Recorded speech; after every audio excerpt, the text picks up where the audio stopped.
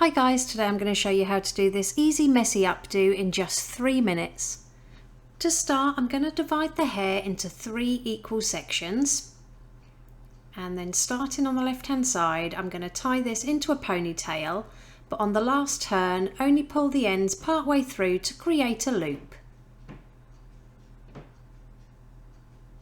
Then we're going to repeat on the other 2 sections, so you should end up with 3 loops altogether. Make sure you keep these to the nape of the neck.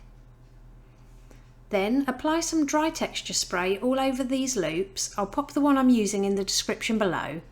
And starting in the middle one, I'm just going to grab 2 pieces of hair and pull them in opposite directions.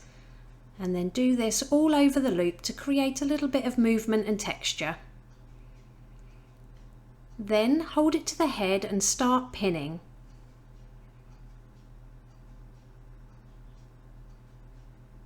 Then carry on pinching and pulling those loops apart and pinning them to the head. This doesn't have to be perfect. In fact, the messier you can get it, the better the end result will be. Once you've got everything pinned, you should have some tail ends left over from the ponytail, and I just wrap these around a bobby pin and then tuck them underneath that little messy bun. And it is that simple, so we're just going to repeat the same steps on the other 2 loops. So pinch and pull sections of those loops in opposite directions, hold them to the head and pin with as many bobby pins as needed. Keep going until you've pinched the whole loops apart and you're happy with how it looks. And then don't forget to wrap a bobby pin around the ends, roll it up and just tuck it under that messy bun.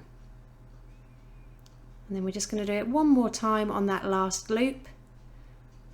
So pull them in opposite directions and pin them to the head as you go. Try not to overthink this step. And then with those tail ends, wrap them round a bobby pin and include them in the bun.